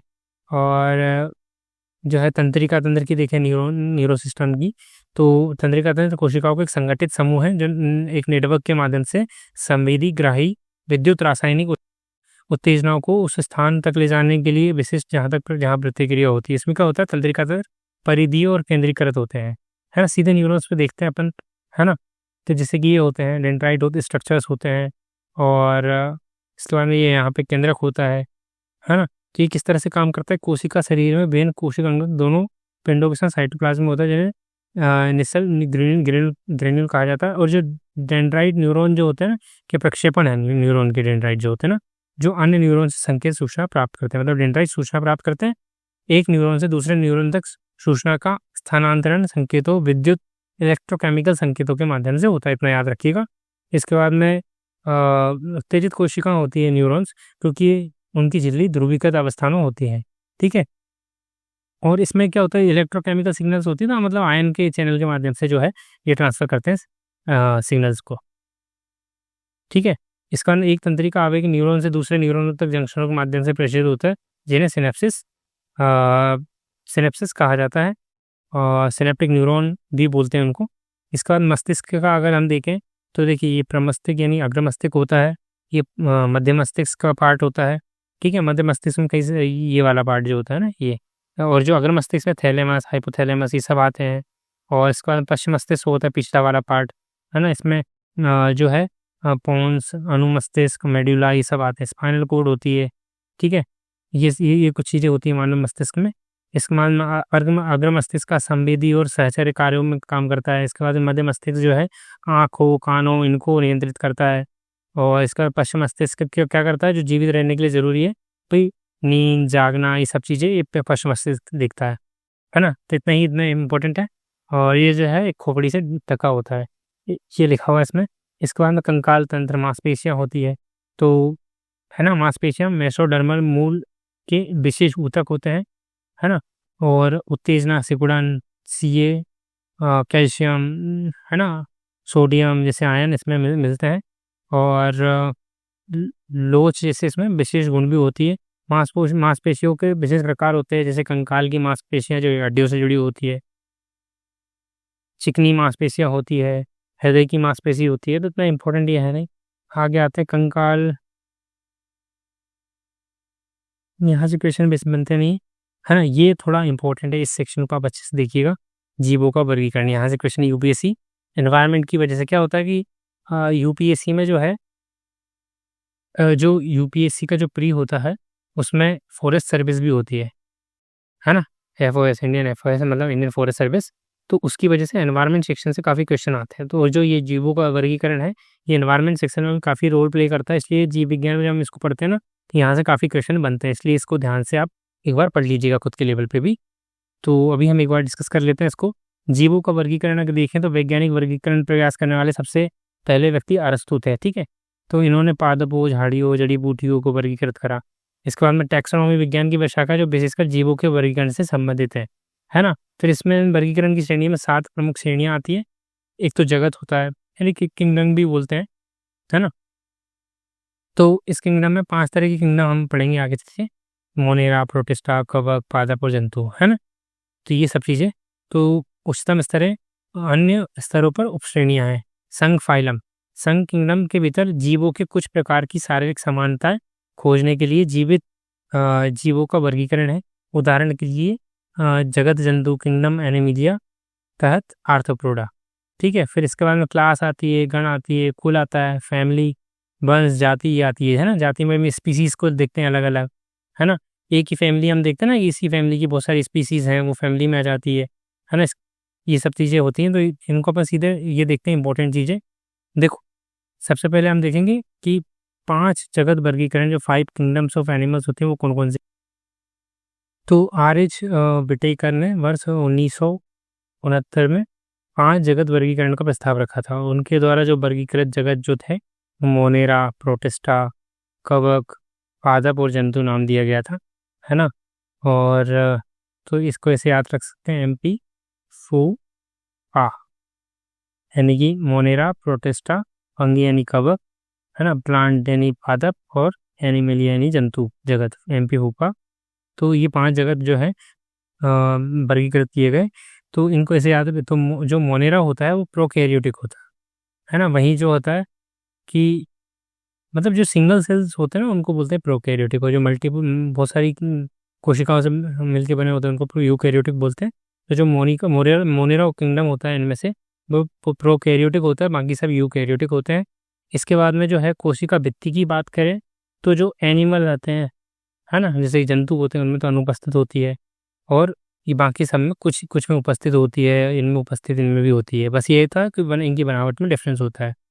तो जैसे कि अगर मोनेरा की बात करें तो यहाँ पे जो कोशिका भित्ति होती है वो नॉन सेलुलोजिक होती है, मतलब सेलुलोज की नहीं बनी होती है। वो पॉलीसेकेराइड यानी बहुशर्करा और अमीनो एसिड से बनी होती है। बाकी इसमें कुछ में उपस्थित होती है। यहाँ पे भी सेलुलोज के बिना बनी होती है, कवक में भी, और यहाँ पे सेलुलोज की बनी होती है। इसके बाद नाभिक की झिल्ली की बात करें, मेम्ब्रेन की तो अनुपस्थित होती है, बाकी सब में नाभिक की झिल्ली उपस्थित होती है। मतलब इसमें जो होती है न्यूक्लियस मेम्ब्रेन नहीं होती है, मतलब न्यूक्लियस ही नहीं होता, न्यूक्लियस मेम्ब्रेन कहाँ से होगी, है ना। तो इसमें इन सब में होती है। ठीक है, इसके बाद शरीरीय संगठन ये सब कोशिकाओं के बने होते हैं, ये भी कोशिका के बने होते हैं। बस ये होती है मल्टी सेलुलर, लचीला होता है। इसमें तो वेल डेवलप अंग होते हैं, इसमें तो और भी अंग प्रणाली होती है पूरी, हमने अभी देखी थी, है ना। पूरी सिस्टम होता है अंगों का। और इसके बाद में जो है पोषण की विधि देखें तो ये सपोषी भी होते हैं, परपोषी भी होते हैं, प्रकाश संश्लेषक यानी फोटोसिंथेसिस भी करते हैं, मतलब सब तरह के होते हैं ये। क्योंकि प्रोटिस्टा की बात करें तो सपोषी होते हैं और परपोषी भी होते हैं। और कवक यानी फंगी तो ये होता है, तो दूसरों पर ये आश्रित होते हैं, परजीवी और परपोषी होते हैं। और पादप जो होते हैं मतलब प्लांट, ये तो सपोषी होते हैं, प्रकाश संश्लेषण से अपना भोजन को खुद बनाते हैं। और जंतु तो आप जानते ही हैं, परपोषी होते हैं, तो प्लांट्स को खाते हैं या फिर डेड एनिमल्स को खाते हैं। ठीक है, बहुत सारी चीज़ें डेड प्लांट्स को या परपोषी होते हैं, इसी तरह की चीज़ें खाते हैं। तो अब इनको डिटेल में समझते हैं। तो मोनेरा जगत की बात करें तो जैसे बैक्टीरिया मोनेरा जगत का एकमात्र सदस्य है। इसमें केवल बैक्टीरिया आता है। कुछ जीवाणु जो होते हैं, है ना, कुछ जीवाणु क्या होते हैं, स्वपोषी होते हैं, जो खुद का भोजन खुद बनाते हैं, मतलब अकार्बनिक पदार्थों से अपना भोजन स्वयं बनाते हैं, है ना। अगर ऐसा आ जाए कि some bacteria are primary producers, तो बिल्कुल सही हो जाएगा, है ना। कुछ पर स्वपोषी भी होते हैं, कुछ आ जाएगा सम बैक्टीरिया आर डिकम्पोजर्स, तो वो भी सही हो जाएगा, है ना। तो इस तरह की चीज़ें सही हो जाएंगी। तो स्वपोषी भी होते हैं, परपोषी भी होते हैं, प्रकाश संश्लेषक भी होते हैं, मतलब रासायनिक संश्लेषण, स्वपोषी भी होते हैं, रसायन से भी बनाते हैं, प्रकाश संश्लेषण से भी बनाते हैं। अधिकांश जीवाणु जो होते हैं, लेकिन ज़्यादातर क्या होते हैं, विषमपोषी होते हैं, है ना। दूसरों पर जीवित तीसरे के भरोसे होते हैं, अतः ये भोजन के लिए अन्य जीवों या मृत कार्बनिक पदार्थों पर निर्भर होते हैं। उदाहरण के लिए कई जुगाली करने वाले जो जानवर होते हैं ना, जैसे गाय होते हैं, भैंस होते हैं, उनके हाथ में एक मीथेनोजन नाम का एक बैक्टीरिया होता है, जिन जानवरों के गोबर से मीथेन बायोगैस के उत्पादन के लिए जिम्मेदार होता है। इसके बाद माइक्रोप्लाज्मा, ऐसे जीव होते हैं जिनमें पूरी तरीके से कोशिका भित्ति का अभाव होता है। माइक्रोप्लाज्मा में एक गैस सबसे छोटी जीवित कोशिकाएं होती है, जो ऑक्सीजन के बिना भी जीवित रह सकती हैं, मतलब अगर इनको ऑक्सीजन नहीं भी मिले तो ये कोशिकाएं जीवित रह सकती हैं। कई माइक्रोप्लाज्मा जानवरों और पादपों के बीमारियों को प्रेरित भी करते हैं। इसके बाद में प्रोटिस्टा जगत की बात करें, है ना, तो इसमें क्या होता है कि एक कोशिकीय यूकैरियोट्स को प्रोटिस्टा जगत के अंतर्गत कर रखा गया, मतलब जिनमें एक कोशिका होती है ना, एक कोशिकीय यूकैरियोट्स। और प्रोटिस्टा जगत के सदस्य मुख्यतः जलीय होते हैं, ये जो है जल में पाए जाते हैं, जैसे शैवाल, एल्गी हो गया, है ना। तो ये प्रोटिस्टा जगत के मुख्य रूप से जलीय प्रकाश संश्लेषक जीवों के समूह के सदस्य हैं, है ना। शैवाल में कई प्रकार के जीवन चक्र होते हैं, इनका आकार सूक्ष्म हो सकता है, माइक्रोमोनाज प्रजाति से लेकर विशाल कैल्प्स तक हो सकते हैं शैवाल, जिनकी लंबाई 60 मीटर 200 फीट तक हो सकती है। इनके प्रकाश संश्लेषण वर्णन पादपों की तुलना में अधिक विविध है ना। और इसके बाद में पृथ्वी पर कुल जो ये देखिए काफ़ी इंपॉर्टेंट फैक्ट है, कुल कार्बन डाइऑक्साइड जो स्थिरीकरण होता है ना, उनमें कम से कम आधा हिस्सा प्रकाश संश्लेषण के माध्यम से शैवालों द्वारा की जाता है। यानी कि आधे से ज़्यादा जो कार्बन डाइऑक्साइड CO2 का फिक्सेशन है, CO2 को जो स्टोर करते हैं यही करते हैं, है ना, स्थिरीकरण शैवालों के द्वारा, एल्गीज के द्वारा। ठीक है, इसके अतिरिक्त जो है लगभग सभी जलीय जीवन के लिए भोजन के आधार के रूप में उनकी पारिस्थितिक भूमिकाओं के अलावा शैवाल जो है कच्चे तेल के स्रोत के रूप में मनुष्यों के लिए भोजन, दवा, इन सभी के लिए काम करते हैं, है ना। और शैवाल का वर्गीकरण विवादास्पद है। नई आणविक जानकारी की खोज के साथ इसमें तेजी से बदलाव हो सकता है। मतलब कि अगर नई मॉलिक्यूलर अगर हमें जानकारी मिलती है तो इनके बारे में जो हम जानकारी है वो गलत भी हो सकती है। शैवाल के अध्ययन को फाइकोलॉजी बोलते हैं और जो फाइकोलॉजिस्ट उसको बोलते हैं जो इसका अध्ययन करता है। इसके बाद में कवक यानी फंगी किंगडम को देखते हैं। कवक क्या होता है? बहुकोशिकीय यानी कि मल्टी सेल्यूलर होते हैं। इसमें जो है एक कोशिका भित्ति होती है जो काइटिन से बनी होती है, सेल वॉल होती है ना। कोशिका सेल हो गई, उसकी भित्ति कोशिका की जो वॉल होती है उसको सेल वॉल बोलते हैं, वो काइटिन से बनी होती है। और एक केंद्रक सहित अंगक होते हैं, इसमें न्यूक्लियस भी होता है ना। और लेकिन कोई क्लोरोप्लास्ट नहीं होता है ना, क्लोरोप्लास्ट नहीं होता। इसके बाद में इसमें जो एक म्यूकोरमिकोसिस होता है, जो एक फंगल इन्फेक्शन होता है वो हो जाता है इसकी वजह से, है ना। काला कवक भी बोलते हैं इसको। इसके बाद में माइकोरेजिल का जो कवक होती है पादपों के पोषक तत्व ग्रहण, जल संबंध, पारिस्थितिकी तंत्र की स्थापना, पादपों की विविधता, इन सभी में काफ़ी भूमिका निभाती है, याद रखिएगा, है ना। इसके बाद इनके पास में जो है गति के लिए कोई तंत्र नहीं है, ठीक है, गति नहीं कर सकते। मशरूम इसी संघ से संबंधित है, मतलब मशरूम कवक में आता है। मृतोपजीवी, अपघटक परजीवी, है ना, प्रोफिलस, ये गोबर पर उगने वाले होते हैं, ये अलग अलग तरह के होते हैं मशरूम, ठीक है। इसके बाद में पादप जो है, पादप जगत की बात करें किंगडम प्लांटाई की जगह, है ना, तो ये यूकैरियोटिक होते हैं। क्लोरोफिल युक्त पादप शामिल है, क्लोरोफिल भी होता है ना। इसमें कुछ सदस्यों के बाद आंशिक रूप से विषम पोषी होते हैं। कुछ पादप ऐसे होते हैं जो विषम पोषी होते हैं, जिन्हें इंसेक्टिवोरस प्लांट भी बोलते हैं, जो कीड़ों को खा जाते हैं, कीटभक्षी, है ना, जैसे कीटभक्षी पादप या परजीवी। इसमें ब्लेडर वॉर्ट, है ना, और बीनस फ्लाई ट्रेप, है ना, फ्लाइज को ट्रेप कर लेते हैं। इस तरह के कुछ प्लांट होते हैं जो परजीवी होते हैं, पैरासाइट भी होते हैं। हमारे बेल एक जो है परजीवी यानी पैरासाइट है, दूसरों के ऊपर जीवित रहता है। इसके बाद में पादपों की कोशिकाओं में यूकैरियोटिक संरचना होती है, जिनमें मुख्य रूप से क्लोरोप्लास्ट उपस्थित होता है। इनकी कोशिकाएं दीवारें मुख्यतः सेलुलोज से बनी होती है। कोशिका सेल वॉल जो होती है मुख्यतः सेलुलोज से बनती है। हमने देखा था ना मोनेरा में किससे बनी होती है? पॉलीसेकेराइड से और इन सब चीज़ों से। इस तरह के जो पादपों में जो सेल वॉल होती है वो किससे बनी होती है? सेलुलोज से, ठीक है। और आपने देखा होगा कि जो है जो एनिमल्स होते हैं वो सेलुलोज का भी पाचन कर जाते हैं, इसीलिए वो चारा वगैरह खा लेते हैं, ठीक है। इसके बाद में जंतु जगत की बात करें तो जो उसमें हेटेरोट्रॉफिक यूकैरियोटिक जीव है जो बहुकोशिकीय हैं, मल्टीसेलुलर, इनकी कोशिका में कोशिका भित्ति का अभाव होता है ना। जो एनिमल किंगडम है उसमें कोशिका भित्ति नहीं पाई जाती है, ठीक है। इसके बाद में ये भोजन के लिए अप्रत्यक्ष रूप से पादपों में सब मुख्य रूप से प्लांट पर डिपेंड करते हैं। पोषण का तरीका होलोजोइक यानी भोजन के अंतर्ग्रहण द्वारा होता है। उच्च रूप विस्तृत संवेदी तंत्रिका प्रेरक क्रियाविधि दिखाते हैं। अगर पादप जगत का अगर वर्गीकरण की बात करें तो कई तरह के होते हैं। एक तो अपुष्पी, जिनमें पुष्प नहीं होते, केवल बीज होते हैं, और एक काई, है ना। तो इसमें भी दो तरह के होते हैं। अपुष्पी में जिनमें कोई जड़ें नहीं होती है, कुछ होते हैं जिनमें जड़ों के साथ होते हैं लेकिन फूल नहीं होते हैं। इसके बाद में काई में क्या होता है? जिम्नोस्पर्म होते हैं, मतलब जिनमें बीज होते हैं लेकिन नग्न बीज होते हैं। एंजियोस्पर्म, एक बीज की पत्ती होती है, एक बीज पत्ती के दो तरह के होते हैं। एक तो मोनोकॉट्स होते हैं, डाइकॉट्स होते हैं ना, इतना याद रखिएगा। तो ये बस ये दो वर्ड याद रखिए, जिम्नोस्पर्म जो नग्नजीवी होते हैं, एंजियोस्पर्म, है ना, ये दो तरह के होते हैं, ठीक है। इसके बाद ब्रायोफाइट्स की बात करें तो ब्रायोफाइट्स भी याद रखिएगा। इसमें क्या होता है? काई और लिवरवोर्ट शामिल होते हैं, है ना, ये वाले काई और लिवरवोर्ट शामिल होते हैं ब्रायोफाइट्स में, जो आमतौर पर पहाड़ियों में नम जगह पर छायादार प्रदेशों में पाए जाते हैं ब्रायोफाइट्स, है ना। ब्रायोफाइट पहाड़ियों में और नम जगह पर पाए जाते हैं। काई आता है इसमें और लिवरवोर्ट शामिल होते हैं। ब्रायोफाइट पादप जगत का उभयचर भी कहा जाता है, क्योंकि ये पादप मिट्टी में भी रह सकते हैं, है ना, ये मिट्टी में भी रह सकते हैं लेकिन यौन प्रेजेंटली जल पर निर्भर कर सकते हैं, इसलिए उभयचर कहा जाता है। मतलब जो दोनों जगह रहता है उभयचर, है ना। मिट्टी पर भी और जल में भी।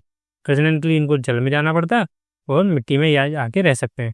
इसके बाद में उनको वास्तविक जड़ों, तनों, पत्तियों का अभाव होता है। उनमें जड़ जैसे पत्ती, तने जैसी संरचना हो सकती है, लेकिन कई बार अभाव होता है। ब्रायोफाइट सामान्य तौर पर कम आर्थिक महत्व के होते हैं, लेकिन कुछ शाकाहारी, स्तनधारी और पक्षियों, अन्य जानवरों के लिए भोजन का प्रदान करते हैं। इसके बाद में स्फेग्नम होते हैं प्रजातियाँ, एक काई, मोस, पीट प्रदान करती है, जिसका उपयोग लंबे समय तक ईंधन और जीवित सामग्री के परिवहन के पैकिंग सामग्री के रूप में किया जाता है, क्योंकि इनमें जल धारण करने की अच्छी क्षमता होती है। इसके बाद टेरिडोफाइट आते हैं, है ना। इनका जो मेन उपयोग है औषधि यानी मेडिसिनल पर्पस के लिए किया जाता है। इन्हें सजावटी पादपों के रूप में भी उपयोग किया जाता है, मतलब सजावट के लिए टेरिडोफाइट्स का यूज़ करते हैं। इसके बाद में विकासात्मक रूप से ये संवहनी ऊतक, जाइलम और फ्लोएम युक्त पहले स्थलीय पादप है। मैंने बताया ना, जाइलम जेल वगैरह के लिए, फ्लोएम फूड वगैरह के लिए यूज़ होते हैं संवहनी ऊतक। फिर इसके बाद जिम्नोस्पर्म आते हैं, हमने अभी देखा है कि जिनके बीज जो होते हैं नग्न होते हैं। तो ऐसे पादप जिनमें बीजांड भी किसी भी अंडाशय की दीवार से घिरे नहीं होते, निषेचन से पहले और बाद में समय खुले रहते हैं। बीज ढके हुए नहीं होते अर्थात नग्न होते हैं। जिम्नोस्पर्म में मध्य आकार के पेड़ या ऊंचे पेड़ और झाड़ियाँ शामिल है। ठीक है। इसके बाद में जड़ों में माइकोराइजा, है ना। माइकोराइजा के रूप में एक फफूंदी संबंध होता है ना, फंगस का। माइकोराइजा क्या होती है? फंगस होती है। जबकि कुछ अन्य साइकस में विशेष जड़ें, जिसे कॉलोइड जड़ें कहा जाता है। ये सब क्या करते हैं? नाइट्रोजन के फिक्सेशन में काम आते हैं। नाइट्रोजन स्थिरीकरण वाले साइनोबैक्टीरिया के साथ जुड़ी होती है माइकोराइजा। इसके बाद में जो होते हैं आवृत बीजी एंजियोस्पर्म होते हैं, ये फूल वाले होते हैं। एंजियोस्पर्म यानी फूल होते हैं। ठीक है। तो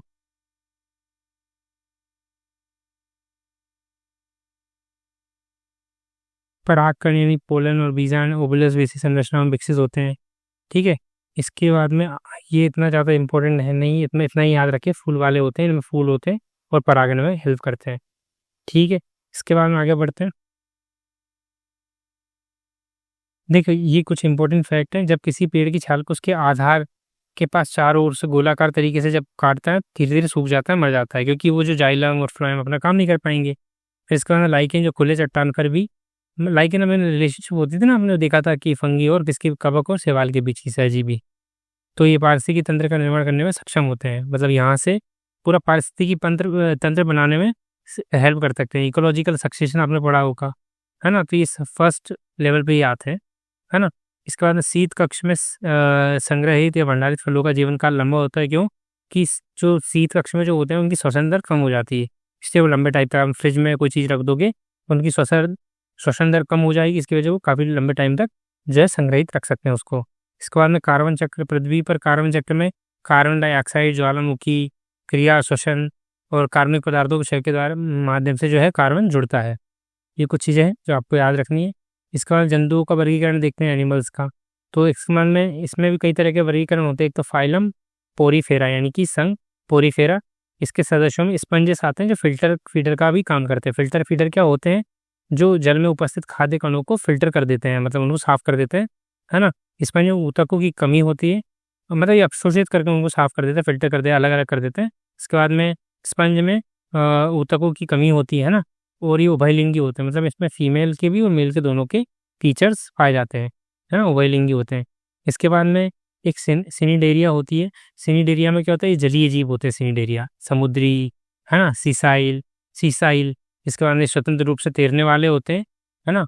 और इसके बाद में ये जो सिनिडेरिया है वो नीडोब्लास्ट या नीडोसाइड से लिया गया ये नाम है। नीडोब्लास्ट का उपयोग संघ के जीवों के द्वारा अपना बचाव करने और शिकार को पकड़ने के लिए किया जाता है ना। इनमें सभी में क्या प्रवाल भित्ति होती है ना। समुद्री एनिमोन का एग्जाम्पल है ना। ठीक है, सी एनिमोन जिसको बोलते हैं। इसके बाद में जो होते हैं ये प्लेटी हेलमिन्थेस, इनमें क्या होता है? आमतौर पर फ्लैटवर्म नाम से भी जाना जाता है इनको। ये अधिकतर परजीवी होते हैं, अंतः परजीवी, जो मनुष्य सहित जानवरों में पाए जाते हैं, मतलब हमारे अंदर भी पाए जाते हैं ये, है ना। ये चपटे और द्विपक्षीय रूप से समान अपना होता है ना, बहुत सारे बैक्टीरिया वगैरह हमारी बॉडी में होते हैं। उसी तरह से ये जो प्लेटी है हेलमिन्थस जो होते हैं, ये जानवरों में, मनुष्यों में, सब में पाए जाते हैं, है ना।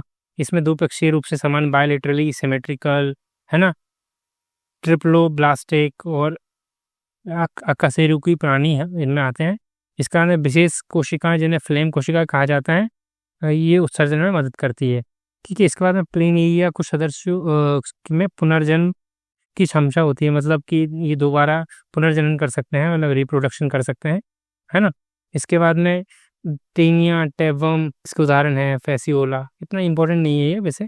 इसके बाद में फाइलम एसेलमेंथेस, इसमें क्या होता है, ये राउंड वॉर्म होते हैं, है ना, स्वतंत्र रूप से रहते हैं, जलीय स्तरीय पादपों और जानवरों में परजीवी के रूप में उपस्थित होते हैं। मतलब हमारे शरीर में भी तो हो जाता है ना, कई बार राउंड वॉर्म इन्फेक्शंस वगैरह हो जाते हैं। तो शारीरिक संगठन का एक अंग प्रणाली स्तर होता है, नर और मादा अलग अलग होते हैं इनके, है ना। इसमें राउंड वर्म, है ना, बुचेरिया और एकिलोस्टोमा आदि या आते हैं, उपवर्म और पाइलेरिया। इसके बाद में संघ एनालिडा की बात करें तो ये जलीय और समुद्री और मीठे पानी में मिलते हैं, मुक्त जीवित होते हैं, कभी कभी परजीवी भी हो सकते हैं, है ना, दूसरों को होस्ट बना के अपना वृद्धि करते हैं। और उसके बाद में उनके शरीर की सतह खंडों या विखंडों में विभाजित होते हैं। उनके उत्सर्जन और को नेफ्रिडिया कहा जाता है, और फेरेटिमा केंचुआ और जोंक इनके अंदर आते हैं। फिर इसके बाद में आर्थ्रोपोडा की बात करें तो ये किंगडम एनिमिलिया का सबसे बड़ा संघ है। जो आर्थ्रोपोडा होता है ना, सबसे बड़ा होता है, संघ होता है। और इसमें जो है कीड़े भी शामिल होते हैं। पृथ्वी पर समेत सभी नामित जो प्रजातियां हैं उसमें 2/3 से अधिक जो है आर्थ्रोपोडी मिलते हैं, यानी कि कीड़े वाली जो प्रजातियां होती है ना, वो 2/3 मिलते हैं, मतलब सबसे ज़्यादा जनसंख्या इन्हीं की होती है। और ये बाह्य कंकाल काइटिन से निर्मित ढका हुआ होता है, इनका जो बाह्य कंकाल होता है। श्वसन अंग गिल्स, बुक गिल्स, और हमने पढ़ा था ना गिल्स और बुक लंग्स श्वास नली तंत्र होते हैं। परिसंचरण तंत्र खुले प्रकार के होते हैं। संवेदी अंग में एंटीना, नेत्र, स्टेटोसिस्ट, संतुलन अंग मौजूद होते हैं इनके अंदर। और ये आर्थिक रूप से महत्वपूर्ण कीट भी होते हैं इसमें, जैसे मधुमक्खी जो कि काफ़ी काम करती है। मधुमक्खी के ऊपर क्वेश्चन भी पूछा गया था कि बैगल डांस कौन करता है ना, ये यूपीएससी 2023 के क्वेश्चन था। इसके बाद में रेशम कीट, लेसेफर, पहाक, एनोफिलीज, ये सब इसी में आते हैं। और संघ मोलस्का की बात करें तो ये दूसरा सबसे बड़ा संघ है। मोलस्का में स्थलीय और जलीय दोनों तरह के जीव आते हैं, समुद्री मीठे पानी में मिलते हैं। और अंग प्रणाली स्तर इसका संगठन होता है, ये कैल्सिकेरस खोल से ढका होता है। एक अलग सेर, मासल पेयर, ये सब चीज़ें इनमें देखने को मिलती है। इनमें स्नेल, घोंगा जिसको बोलते हैं, ये मोलस्क में आता है। और पिनकटाडा सिस ना, जिसको मोती सीप भी बोलते हैं, सेपिया, ये सब। इसके बाद में संघ एनाई एकाई नोडरमाटा। इसके बाद में इसमें क्या होता है कि कैल्सिकेरियस होते हैं ये भी, है ना, ये भी कैल्सिकेरियस होते थे, ये भी कैल्सिकेरियस अस्थिपंजरों का एक एंडोस्केलेटन होता है, इसलिए इनको एनाइन एकाई नोडर्माटा नाम दिया गया। और सबसे विशिष्ट विशेषता क्या होती है, जल संवहनी प्रणाली उपस्थिति होती है, मतलब जो जल को इधर उधर पहुंचाती है, भोजन, श्वसन गति और ग्रहण और परिवहन में मदद करती है। उत्सर्जन तंत्र इनमें अनुपस्थित होता है, मतलब ये कोई उत्सर्जन नहीं करते हैं, है ना। जैसे हमने देखा था ना, यूरिया वगैरह का उत्सर्जन होता है। और बहुत सारे ऐसे जीव भी होते हैं, जैसे मछलियाँ वगैरह देखी थी, जो नाइट्रोजन यानी कि उसका उत्सर्जन करती है, अमोनिया वगैरह का।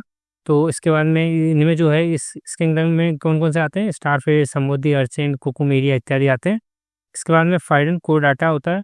ये कोडाटा जो जानवरों के मूल रूप से एक नोटोकार्ड, एक पृष्ठीय खोखली तंत्रिका कार्ड और युग्मित दिल स्लिट्स की उपस्थिति से पहचाना जाता है।